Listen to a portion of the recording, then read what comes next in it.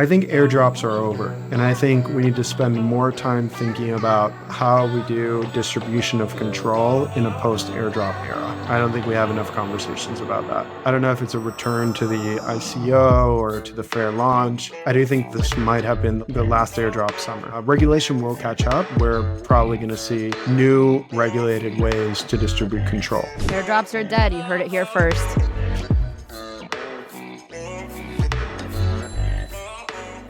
Hey, everybody. Welcome back to another episode of Roll Call, a Rehash production.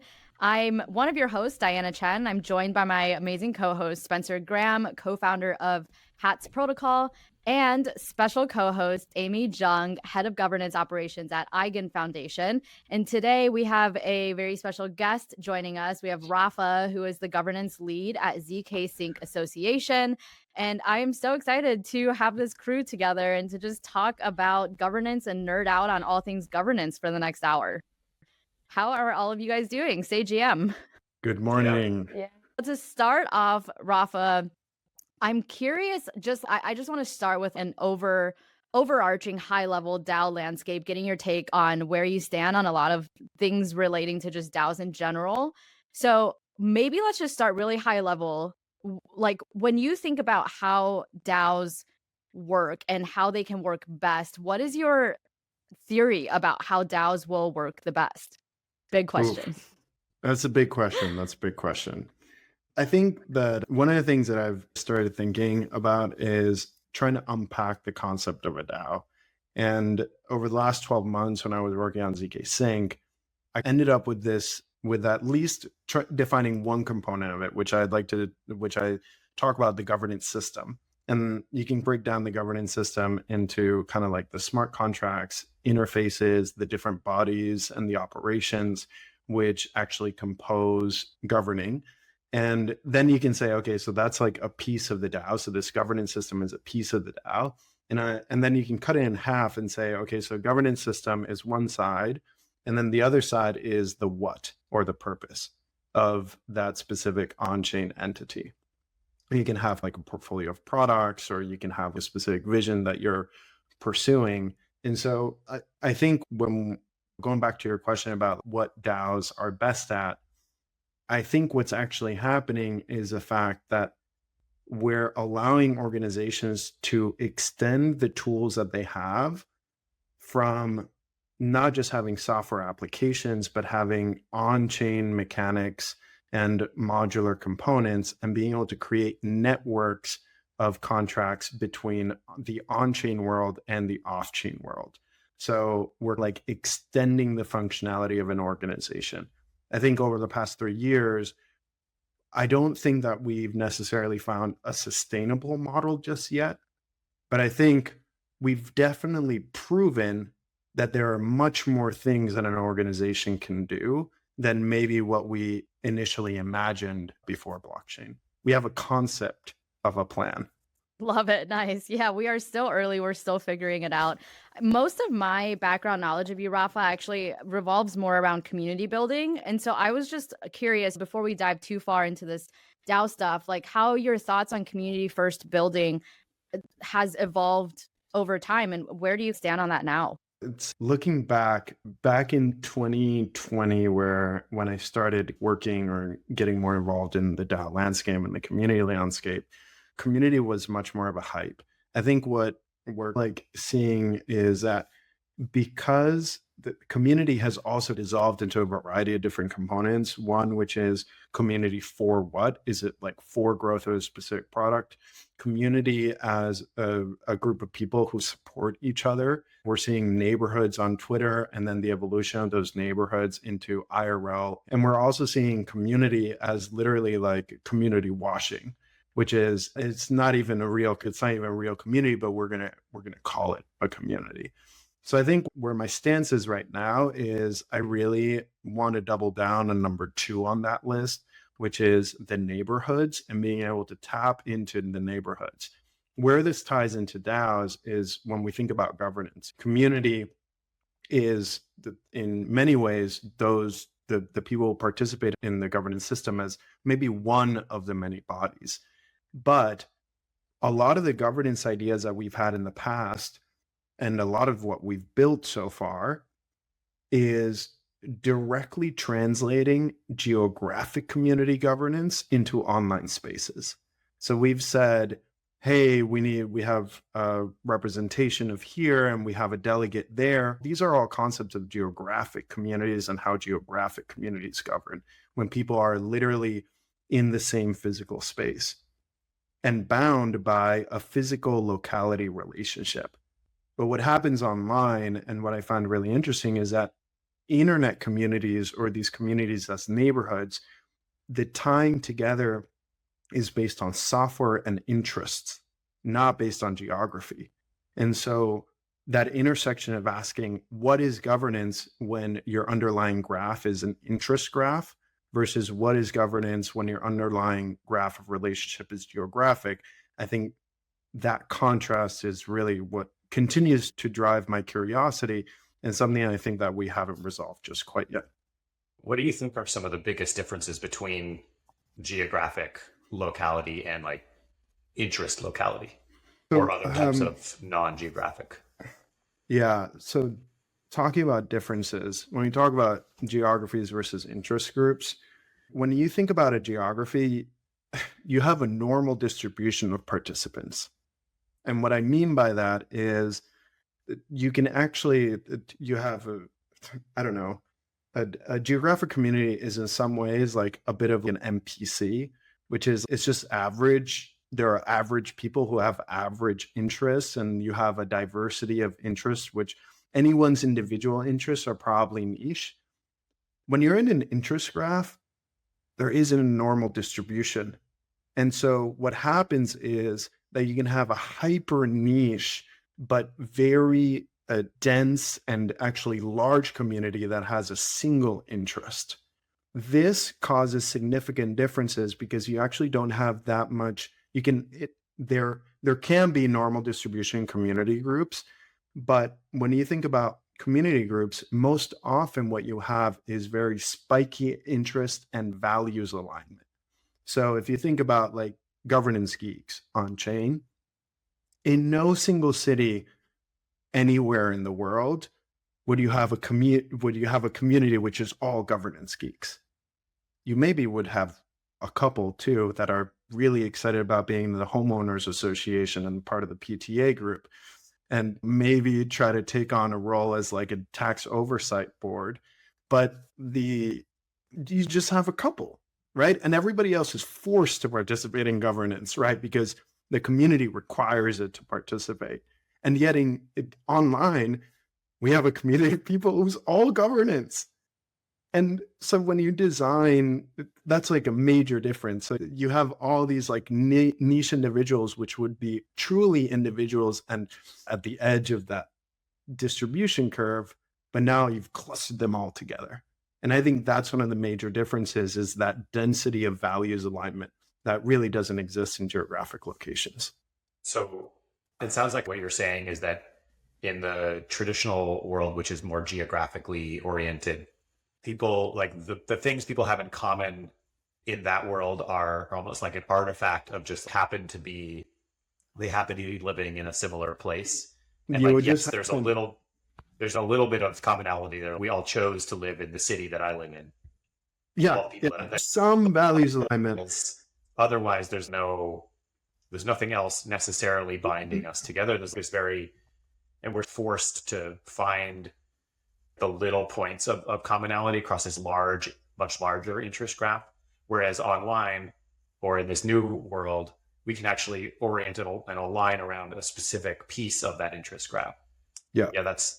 I'm wondering that's a much different topology of relationships. And I imagine that has some pretty big implications for like how we actually interrelate and like what governance actually needs to be. Yeah. To take the comment about the governance geeks even further, right? So you have a bunch of people who have roughly values alignment on that side. As Diana is mentioning in the chat, DAOs are just full of HOA and PTA like board members and model UN folks. And ouch. feel personally attacked. And then suddenly we're like, oh, how do we design a governance system? Obviously, the HOA, PTA, and model Congress folks are going to be very excited about the very structured governance structure. But what about another group which is really into a specific anime? And should we be exporting our governance system into these other communities? Should we be expecting them to participate in this? And I think the reality is we may be projecting slightly too hard on the governance systems and maybe not taking enough of a I can't even pronounce the word, pluralistic. I haven't practiced enough. I always type it. I need to practice a pluralistic approach to actually what governance could be. And our imagination, HOA, PTA, Model Congress, is probably a little bit lacking. Still good, though. Still good, but maybe lacking. So what would you have to say to all the people in the last few years that have been like, we need to learn more lessons from other ways of organizing that are not this new DAO thing? I think we need to get out a little bit more, maybe not necessarily in the same way of touch grass, but I do think that we need to maybe spend time in communities, which is not just all governance. Like, people govern themselves and they do have systems in place. Like, they've been doing this like in a bunch of different ways. Forcing a global consensus on like a grants program may not necessarily be the model that's actually apt for a large majority of online communities. Yeah. Well, now we're just joking about how many of us were in student government growing up, and it's probably we neither. Absolutely not. No. And yet we love delegation, don't we? No, or no, or is that the difference between enjoying the politics and enjoying thinking about and designing the systems within which politics exists? Exactly. Yeah, the behind the scenes design is sometimes more fun and probably more of what we're interested in than campaigning out front as the voice. That might be, I host a podcast, so that might be my role. We need to run a survey and figure out how many delegates are part of the student government. Like, we should probably figure out. I don't know. That's an interesting That would be question. an interesting poll. I would be really interested to know. Where are the delegates coming from? Yeah. I'd be quite curious to know if there's actually any background in governance, or if we're all equally unskilled in actual governance theory, which would be a different problem. That definitely is a problem in part, at least in part, that I've seen on Twitter discourse, at least. So, well, who was on speech and debate? I want to know which keyboard warrior here is on speech and debate. I'm really trying not to push this into politics. But Rafa, I'm really curious actually to learn more about how governance is structured at ZK Sync. So would you mind just giving us like a high level overview of how ZK Sync's governance design works and like how that's structured? Yeah. So going back to this concept of a system of like smart contracts, interfaces, the bodies and the operations of it, so we can break it down. The main top theory or the vision that I have as part of the governance team is I really want to set the standard for on-chain governance. And part of setting the standard is, again, I don't necessarily want to have to, innovation is not the goal. It's really trying to figure out what reliable, resilient, long-term sustainable on-chain governance looks like for an L2 protocol. And within that narrow scope, you can think about two purposes. One, keep the protocol secure. And two, we want to be able to activate programs in the service of the values of ZK Sync, which are outlined in the ZK Credo, and mostly they align to the cypherpunk ethos of Ethereum. So secure the protocol, activate programs in the context of the ZK Credo. And okay, so we got vision. We want to set the standard for on-chain governance. We got two purposes: secure the protocol, activate programs in the service of Ethereum cypherpunk values. Then what we do is we've decided to take a fairly modular approach in terms of how we think about governance to achieve those two specific purposes. First off, for secure the protocol, we have a dedicated governor that focuses on protocol governance. And then for activating programs, we have a dedicated governor that's called the token program. The token governor, it's for token program proposals. And then the meta governance, or the governance which is not related to the token or the protocol, is called what we call the GovOps governor, which does governance advisory proposals. This is actually, in my opinion, not very innovative. This is what we've been doing all along. We have roughly 3 different types of proposals, one which does upgrades, one which gives access to tokens in some way, whether it be a transfer or emissions or whatever it is, and then the other stuff, which is related to the bylaws and the constitution and our value set and different internal standards and operations.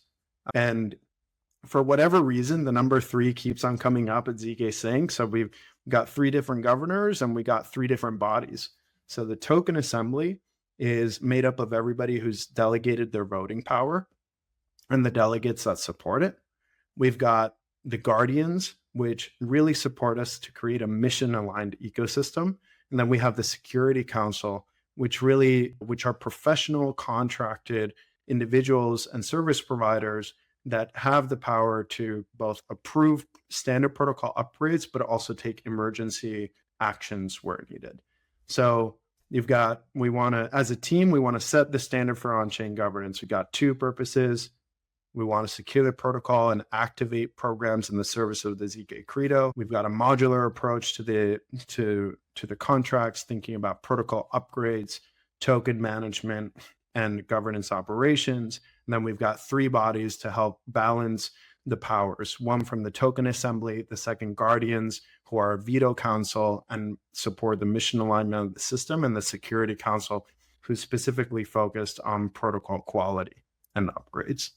Yeah, you said the focus right now is more on like how do we build a resilient system that's going to last over time and less on innovation. Is that just how you guys are thinking about it now as you're getting started, and do you see things evolving over time? Once you create the stable foundation, will innovation then come into play and you'll start thinking about other ways to evolve? Or is this sort of like the thesis is we need stability and resilience over everything? It's interesting because I'll answer this personally, not on behalf of the team in ZK Sync Association. I really wanted to do something innovative. And I do think ZK Sync has really helped move the ball forward, specifically in a bunch of places, just making sure that we have a vision and that we have a really structured approach has been amazing. And the fact that we were able to find a legal solution to participate in the MiCA regulation and be able to provide delegates some sort of participation and membership in the ZK Sync Association to avoid the UkiDAO situation. Like, those are innovative. But I think what I've learned over 12 months of really building here is, number 1, getting from 0 to 1 in DAO land for a large protocol is no small feat. Like, just getting 0 to 1 is hard. So I think the priority is to get from 0 to 1. Then we can do more stuff. The second is, I think focusing on innovation is the wrong North Star. When you focus on innovation as a sole, goal, you end up throwing away a lot of stuff that is actually good.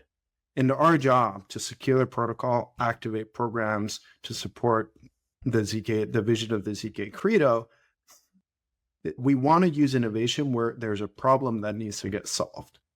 But we should use all the tools available, build on the shoulders of giants. Look at the incredible work that the Optimism team have done, that the Arbitrum DAO has really pushed forward.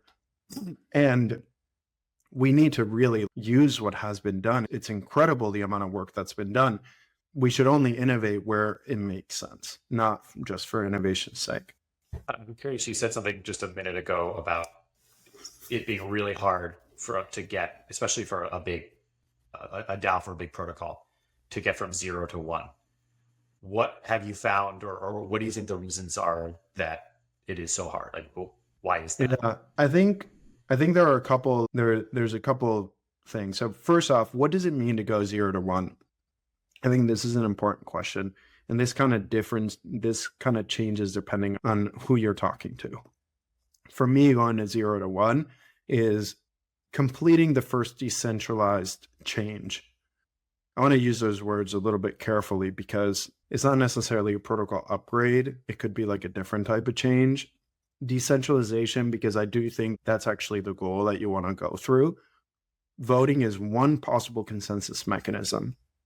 But going from the idea that I want this software object or this object in general to be controlled by a decentralized system and then actually executing a change, to me, that's going from 0 to 1. Why is that hard? The first problem is a scoping problem, which is what exactly of the product do you want to actually be in decentralized control? That's a really hard question to answer because there's no right or wrong answer. It could just be a single button, a single fee switch. It could be the entire thing. The second thing is, even if you know the scope, figuring out what the legal implications are is really hard.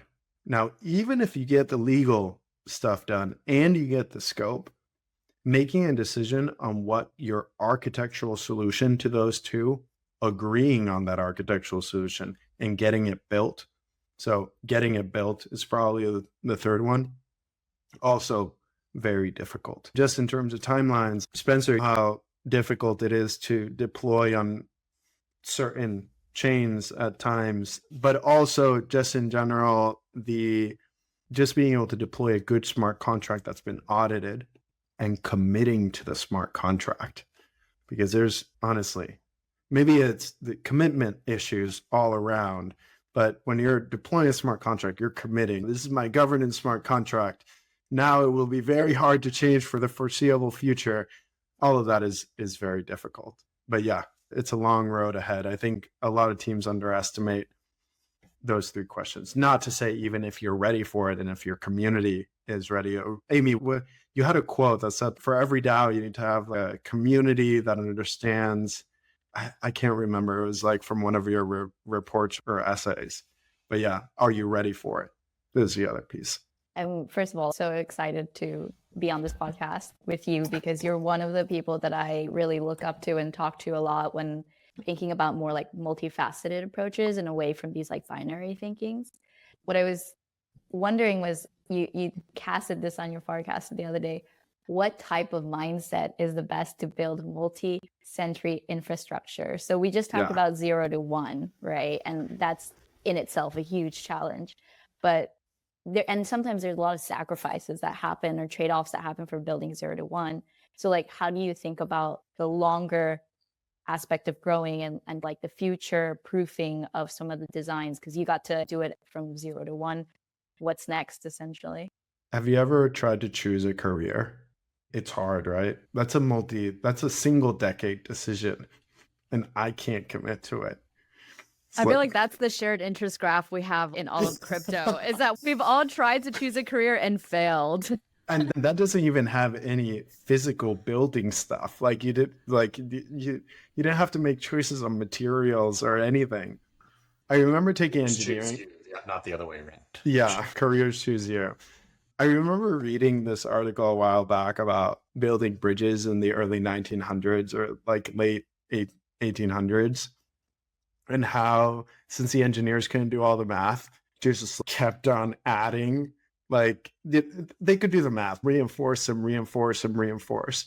I feel like when you ask that question, what type of mindset do you need? I think you need to take a very aggressive mindset, just assuming that people will do really tough stuff to it. So for me, for ZK Sync, I was trying to do the least amount of possible work necessary to do a full system.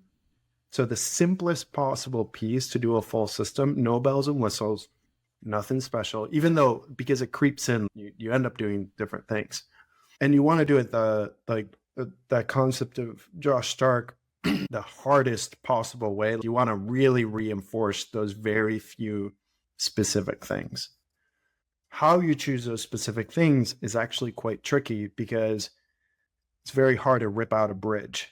It's really hard to rip out a foundation.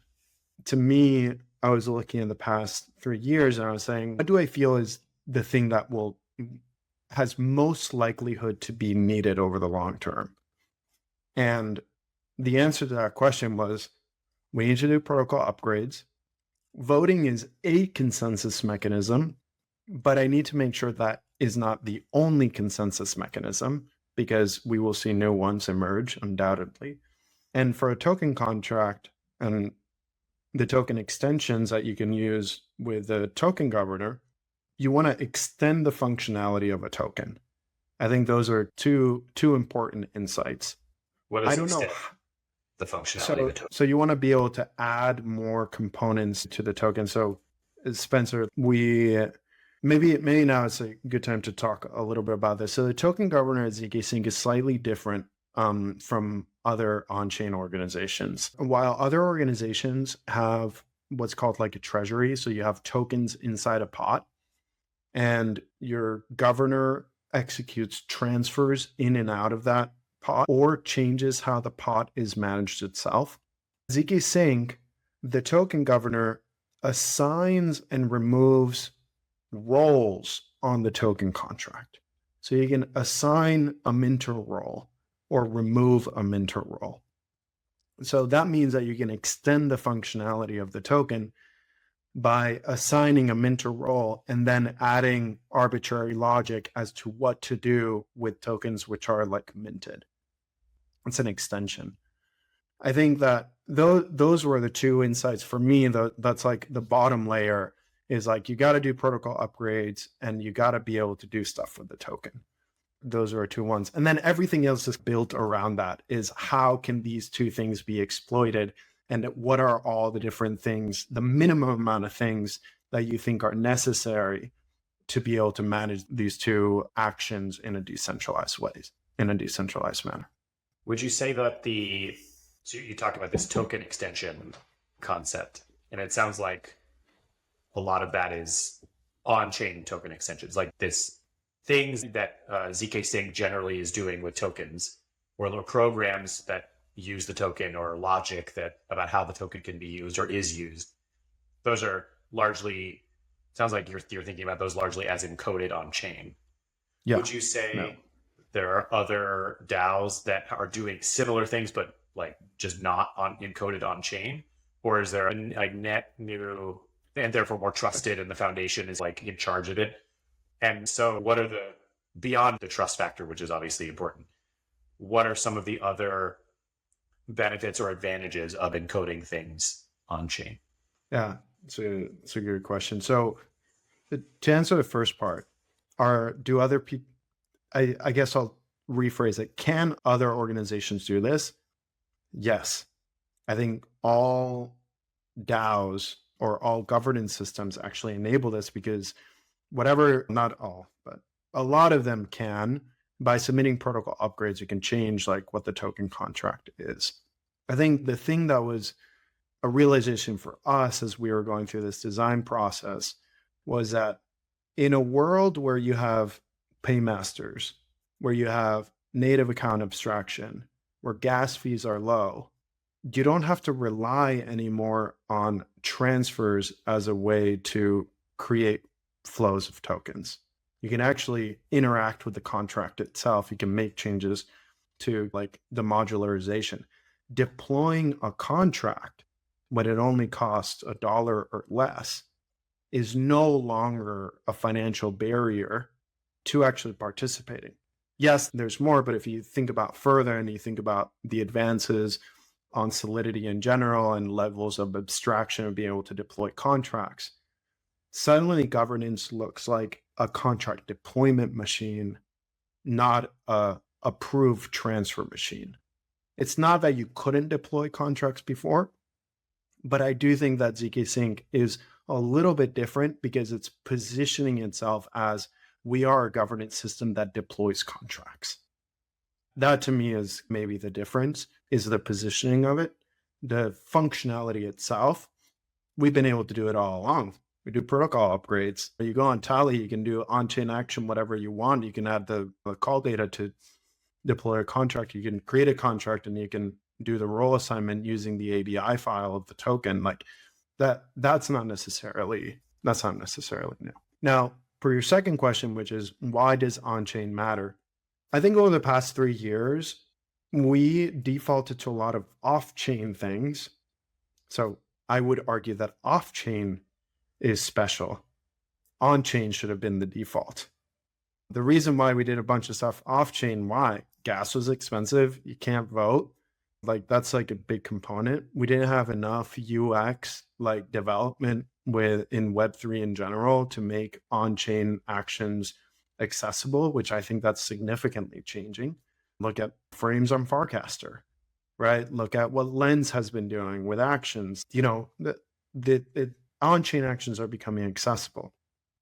And if we go back, so what's old is new again, if we go pure on-chain, and the initial argument was modularity and composability. But modularity and composability, which is reliable for 100 years, or I don't know if it'll last for 100 years. Yes, we're going to have standard rot. One standard that we use today may not be a standard that we use in 10 or 20 years.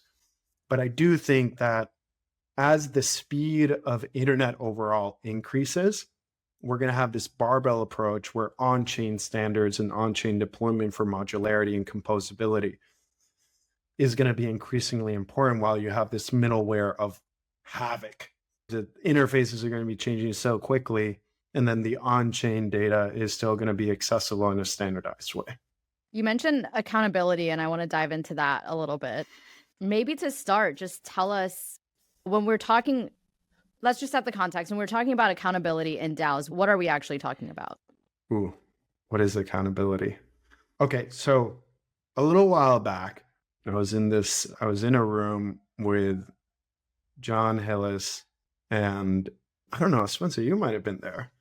I can't even remember where it was, but I was riffing on the fact that I felt like the blockchain was gave the internet a sense of time. And within that sense of time, like each block, each transaction, it's, instead of thinking about it as a transaction, you can think about it, it's a commitment machine where you say, I am committing to this type of behavior, and then the machine is executing your commitment. And at the lowest level, like everything is just commitments, whether I decide to grab a glass of water, whether I tell my partner that we're going to the park today, all very small commitments. I think when I think about accountability, I think it's really the fulfillment of a commitment. In DAOs traditionally, because of how it's structured, we had a commitment from the DAO saying, I will transfer X tokens because you've committed some things, but we never closed the loop. And so we've had this one way, like from treasury out into the wilderness, no feedback.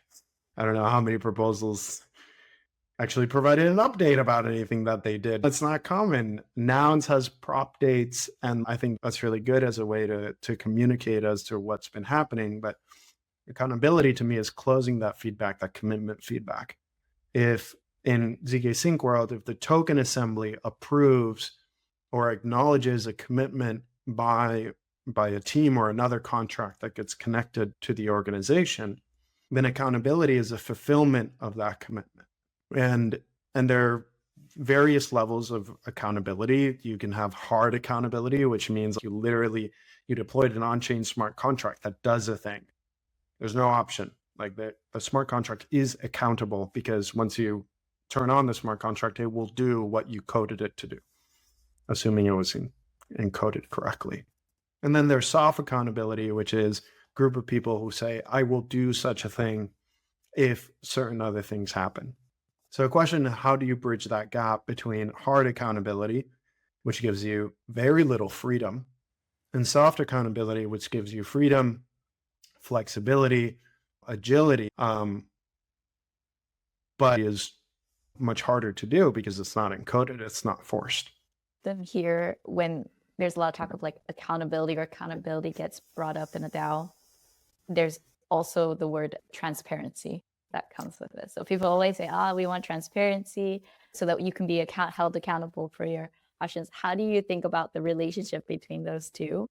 And Yeah. How do you think about the relationship between those two? I don't know. Do the means justify the end? And therefore, do I need to know about the means?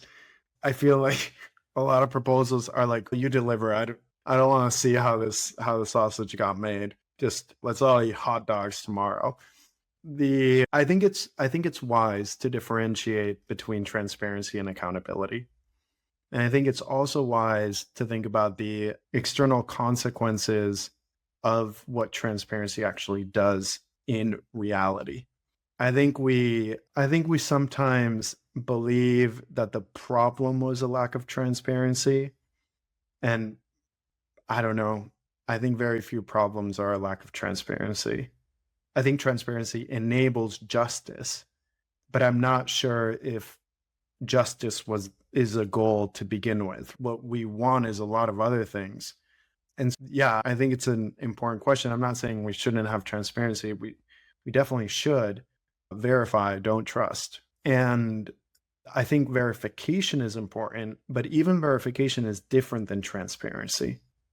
That's where zero knowledge proofs come into play, where you can have both privacy, verification, and then through that, you can create new systems of accountability. But I do think it's an interesting question. I'm curious from Spencer's perspective, you've been working with quite a couple of different on-chain orgs. How is transparency playing a part right now? Just launched. I think a lot of these questions around transparency will start bubbling up more, but I'm curious, what's been your vibe or the vibe that you've sensed from a lot of organizations? There's a lot of radical transparency a couple of years back, but I'm not sure where we are today. Yeah, and I think it's a good question. And I think the honest answer is that I'm also not sure where we are today, except that I think, and that's because when I'm working with an organization, I don't actually think transparency like specifically comes up a lot.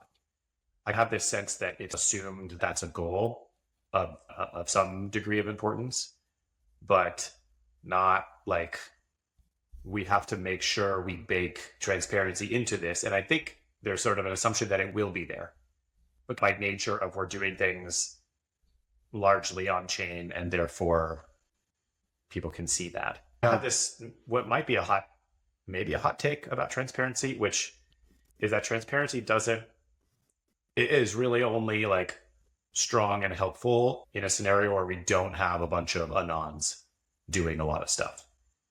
To me, transparency is very strongly connected with reputation. Like you need, in order to build reputation or build a sense of how you feel about other people, you need to be able to see what they're doing. That only works if you can build a history of somebody's actions. And if they're anon, you have no idea really, unless they've adopted their anon name as this long-standing thing, but they could be doing terrible things under another anon name somewhere else, and you wouldn't necessarily know. So this feels like there's this hard problem of like, we have these values of wanting to enable people to break free from their like state given names and other like freedom oriented things like that. But then it's really tough to just with pure transparency and like pure social reputation, rely on that for accountability for anons. I think we need stronger mechanisms in a lot of cases. This goes back to what you were saying, Rafa, right? The relationship between accountability and commitments. And so the commitment, you want to see if the commitment was followed up with. And if it's transparent on the blockchain, then you can see whether that commitment was done or not, and then you can see if there's an error, right? If two nodes disagreed or something. But when it's someone like, for example, you and your partner are going, say you're going to go, it was just to your partner, you said you were going to go on this hike, and then you didn't. No one else would know whether or not you did it except for the two people involved. And so this is where I think in DAOs, particularly when we talk about, sure, we got a grant, we received something, we did something, but hey, what happened to all this stuff? You weren't transparent about it. I don't know, was there a follow-up? Who was responsible for the follow-up? Then it becomes an authority. Who was the responsibility? held accountable? Who's supposed to keep them accountable? That meme of the duck running after someone saying something. There's a specific meme, and the duck is yelling at someone who's running away from the duck. And all I can think about is, who's the counterparty? Who's the counterpart? Whenever someone like accepts a proposal and says, "Oh, I'm going to complete this commitment," I'm like, who's the counterparty? Because you're right. I think a lot of the accountability component requires a counterparty. Like, you're accountable to what? To who? It's right there in the word too. Accountability. Yes, you're right. It's right there in between.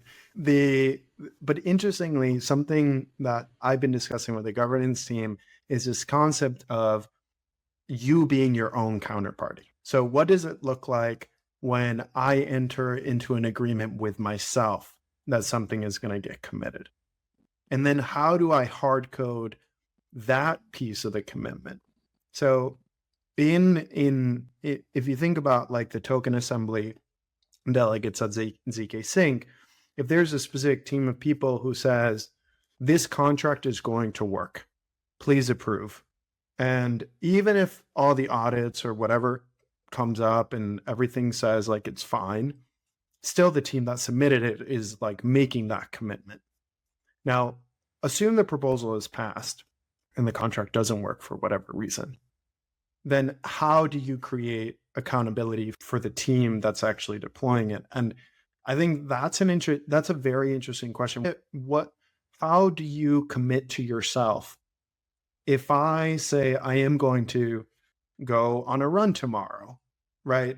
I am my counterparty. No one's going to know if I don't say it out loud, if I'm going to go on a run tomorrow. And yet you do have a sense of accountability to yourself. How do we bring that into the work that we're doing? Because I think that's actually closer to what's happening in the DAO mind, which is the self is committing to a certain level of execution. Now, when you start asking that question about you being your own counterparty, then I can start. We had the receipts thing that was happening on Farcaster, right? I'm going to submit a receipt for the specific run. I can deploy a contract and I can say, my payment or for this contract deployment, or better think about it less as a payment, but let's say the voting power reward, because I'm a contributor into this organization, is going to be contingent on this contract being successful. So if I say that I'm going to deploy a contract that is a token curated registry that's going to constantly pick out the top delegates of ZK Sync on a continuous basis, and I can say I want a certain token reward for deploying this, a retroactive reward of sorts. I can say, look, if it doesn't work in 12 months, I get slashed. My reward gets slashed. And guess what? You can actually encode that. I can be my own counterparty. So I can deploy a contract that says, this is what the ZK token reward is. If X amount of attestations from these specific groups, or maybe a governance, a sort of oracle that is in place, says that the contract didn't achieve its stated purpose, then my reward, maybe at an extreme, would be 0. But we also probably not so good. If I say I'm going to go for a run tomorrow, I'm not that cruel with myself, and I don't think anybody should be that cruel with themselves. But I think that's where our path out is, by asking the question, how can we be counterparty with ourselves? It's one of the favorite things about blockchains and smart contracts is it lets us do this. And you're maybe semi-joking about we shouldn't be that cruel to ourselves, but I am just personally as an individual, I am a master at squirreling out of commitments that I have made to myself. And so going to the gym or like working out in other ways is something that I've always wanted to do. I want to do it, but when I get to the point, like the future, I do it way less than I should. And it's like for maybe 15 years, I've used different services that I actually will slash me. Like I'll post a little bond and they will slash me if I don't do it. And I've long wanted this to be something that I actually could do for myself. on chain. Moji is a great example of this. And I had a project for a while called Commit Pool that was exactly this. I have to bike a certain miles every week or go to the gym X times a week, or the 10 DAI that I deposited, the contract gets slashed. The problem, like, this is something that I think is incredible. I still think this is going to be huge. And it also, of course, applies for not just yourself, but for commitments you make to other people, or even like more amorphous collections of other people like you might make to a DAO. One of the problems that all of these things run into, and like the linchpin of all of this, and you hinted at it, you mentioned it, is the Oracle problem. Like, how do you accurately and appropriately and reliably figure out if that TCR worked, or if I actually did bike the right number of miles? And that remains like the big problem. And I'm curious how you're thinking about that. Do you actually think people want to solve this accountability problem? Yes. I think some people will always have, or it depends what you mean by people. I, as Spencer in the present, want to solve this accountability problem for Spencer in the future. I, as Spencer in the future, will do my absolute best to squirrel out of a commitment and fake it and not follow through on that commitment, which is why protections need to be really strong up front. So people who are expecting commitments from other people and follow through from other people absolutely have an incentive to do this or to create this. But I do think there is some friction, or it's not everybody is aligned on solving the problem. So yeah, there is a little bit of like an interpersonal interdynamic to solve. Whenever I see a problem not getting solved, and I think this is an example, guys, we've been around for a couple of years. I don't know, man. Is this problem really that hard? Could be. I'm not 100% sure. I think it's worthwhile to ask the question, why hasn't this problem gotten solved? I don't think it's the tech. I think deep down, there is value in actually not creating these hard accountabilities. And I think it might have to do with the volatility of crypto, the uncertainty around this. It might have to do with the percent of people who are grifters and who don't want this problem solved. But I do think I individually, Raf, wants to solve this problem.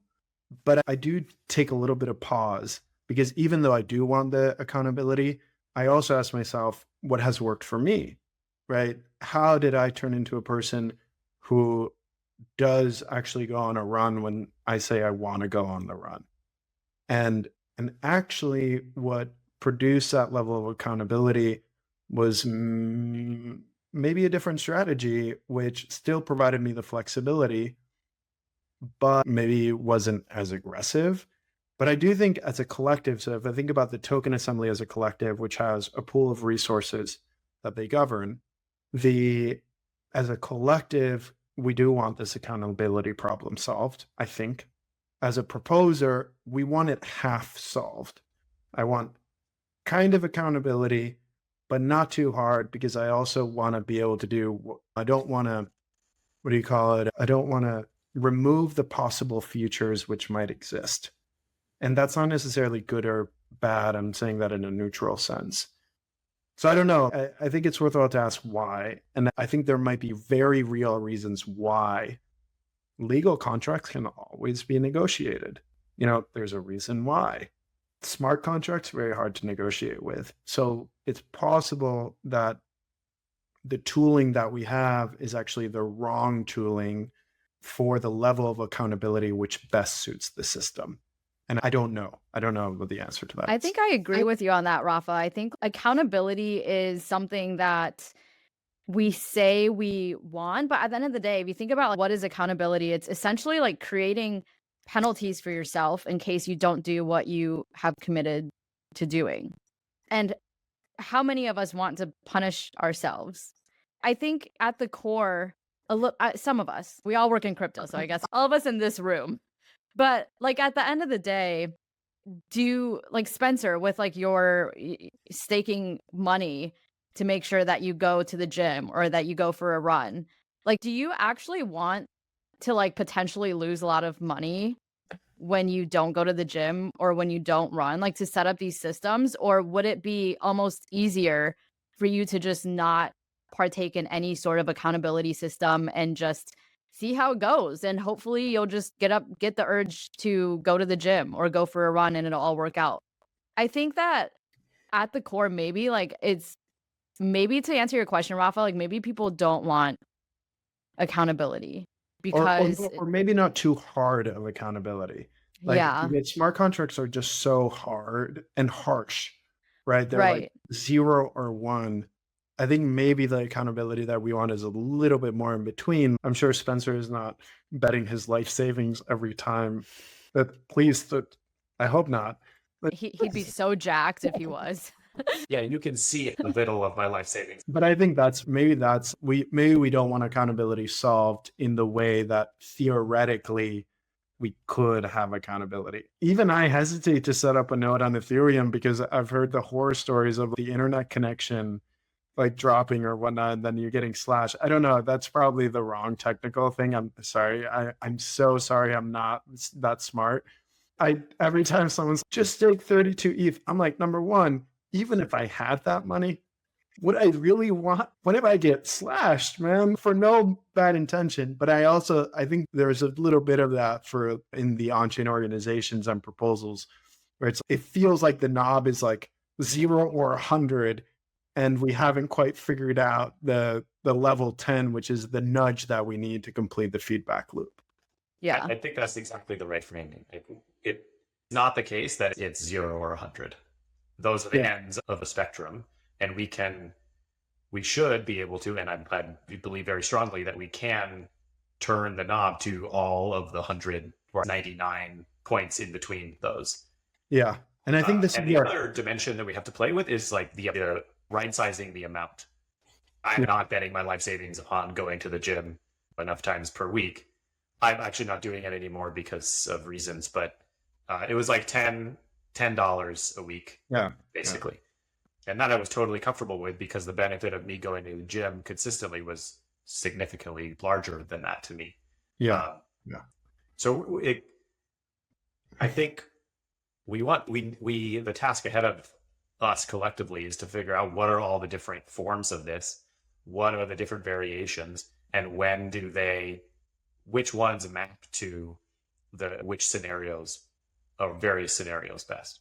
And to take this back to governance design too, one of the underlying kind of like philosophies for the design was use global consensus when it matters and not any more than that. And I think part of the problem that we've had over the past couple of years is we had that same knob. It was like hyper local, and then you get 0 funds basically, or global consensus and you might get the funds, but then at a global consensus, it's like, where's the accountability? Whereas asking the question, what actually needs to be a global consensus and a top level vote? And how do we create systems which require less harsh accountability, but you still have access to resources? I think that's still a really hard problem that we definitely haven't solved. Well, and going back to what you were talking about earlier too, about hard versus soft accountability, I feel like we've talked a lot about encoding accountability and rewards and punishments into smart contracts. But what have you seen to be effective in terms of enforcing those soft accountability? Crypto is built on trust, personal relationships. If I want Has to deploy on ZK Sync, yeah, I can try to move some mountains and decrease developer friction.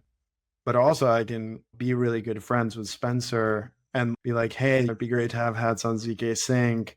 And if hats did end up on ZK Sync and I wanted it maintained, a big part of soft accountability is like Spencer and I are friends. And like I think a lot of crypto is built on that personal relationships. And I think sometimes we forget the importance of continuously developing those personal relationships. If we're going to build something for the next century, you're going to need hard accountability that goes multi-generational, but we're also going to need multi-generational relationships that exist. And I think that's maybe a different side of the problem that we haven't solved. long-term soft accountability is something that existed between families, between tribes, between clans, and maybe something that we haven't really quite figured out when it's not just about blood, but it's about like interests and shared vision. I'm curious, Spencer, too, from your perspective, the role that hats plays in accountability and this whole discussion that we're having. Do you see that as being more like the hard accountability or the soft accountability? I see it as both, actually. Hat's protocol itself is totally unopinionated about how accountability is applied or what kind of accountability it is. All Hat's protocol does is create an interface or a place for accountability mechanisms to be plugged in or added to a role. And the reason that's really powerful is because you have this abstraction that is a role that can be like the same and consistent in terms of like a pointer or a thing that other things interact with, even while many of its properties can be changed and swapped out and iterated upon as we learn more about what that role needs to actually be over the long term. And that includes lots of things, but it includes accountability. And you can plug in any kind of accountability measures that are appropriate or that you would like. And that ranges from very hard accountability. One of the things that I am and the Hats team generally is pretty bullish on is staking. This you're actually going to get slashed kind of accountability. Similarly speaking, if there's compensation associated with the role, you can use that as the collateral that can be slashed. But we're also really excited about softer forms or more mediated forms of accountability that incorporate moderation or mediation or arbitration of various kinds. And so there's this whole range of these things. And then also the other type of collateral that you could put up at stake is social reputation. So you can do that just softly. Every time we do anything, we're putting our social reputation at stake. But you could also, if we get to a place in the world where we have an on-chain representation of social reputation, that can be more explicitly at stake as well. And so one of the things that I think is really important is to remain open to new forms of accountability and retain the ability to improve them and experiment with what is right for a given scenario, or in Hat's case, a given role at any point in time. And shameless plug here, Spencer, when we did some of the MVP, token accountability MVP earlier this summer, we were doing a bit of a hack on like, how do we think of for accountability for new proposals? One of the things that was really great was asking, how do we create bridges between off-chain accountability measures and on-chain visibility of that accountability, so you can compose with it. And I particularly liked something that Spencer showed, which was like, the team behind a proposal could sign a contract with someone, with themselves, with a different counterparty or whatever it is, or maybe it wasn't a contract with anyone, but they could sign a personal commitment saying, here's the list of things that we're committing to publicly. This is hosted on IPFS. Anybody can review it. And that, to me, creating that bridge between not on chain, so it's not like a contract in a smart contract form, but it is a sort of contract. And then Hats enabling the visibility of that and to be able to compose with people who did sign that contract in different ways. I think that began to bridge some of that off-chain accountability measures, which have existed for hundreds of years, and we should probably ask why and maybe start using them, and on-chain new accountability measures, which have not existed and now we can tap into. I know we're almost at time. So does anybody have any final thoughts about accountability? Otherwise, I have just one more general question for Rafa. We're good. My final question was, what do you think people are not thinking enough about with DAOs today that they should be thinking more about other than accountability? No, I think we're all thinking about accountability. I know. I think that was mine. I think airdrops are over. And I think we need to spend more time thinking about how we do distribution of control in a post-airdrop era. I don't think we have enough conversations about that. I don't know if it's a return to the ICO or to the fair launch, but I do think this might have been the last airdrop summer. Regulation will catch up, and and we're probably gonna see new regulated ways to distribute control. Airdrops are dead. You heard it here first. Not first. Someone tweeted that, so that's like not. It wasn't me. It wasn't me. I'm just parroting. I heard it here first. Right? Yeah. You're saying you're not accountable for that. I'm not. Yeah. You got nothing on me. Rafa is unslashable. Don't even try it. Yeah. Become unslashable. That's the just new thinking the one. same, That's the new meme. Yeah. Become unslashable. I love it. Thank you so much, Rafa, for joining us today. Thank you to our amazing co-hosts, Spencer and Amy. Tell everyone where they can find you guys on the interwebs if they'd like to follow you and also support whatever you're working on. So Rafa, you want to kick us off? Yeah. You can find me online on Farcaster at Rafa or on X/Twitter at Rafa the Builder.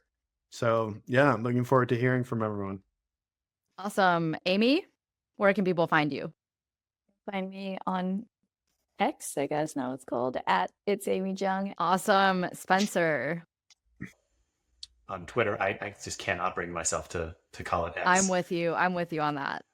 Twitter forever. I'm Spengrah, SPENGRAH, and Spengrah.eth on Farcaster. And you can also find Hans Protocol at Hans Protocol on both Twitter and Farcaster, and HansProtocol.xyz on the bigger interwebs. Awesome. And then we are at Rehash Web3 on Twitter, and I'm DDW Chen. Join our Telegram group and join our community. That is where all the vibes are happening. T.me/Rehash Web3. We'll be hosting another Rehash event, so make sure you follow us, join our Telegram group so you can stay up to date with that. We'll be hosting another Hot Ones show, which you recently saw Spencer and Amy on that one. So stay tuned for lots of fun in that arena as well. Rafa, you had some spicy takes today, so we might have to bring you in for that one. How's your spice tolerance? Pretty good, actually. Not too bad. All right, you're uninvited. The Puerto Rican, yeah. Thank you all again so much for joining. Thanks everybody for tuning in, and we'll be back again next week with another episode of Roll Call.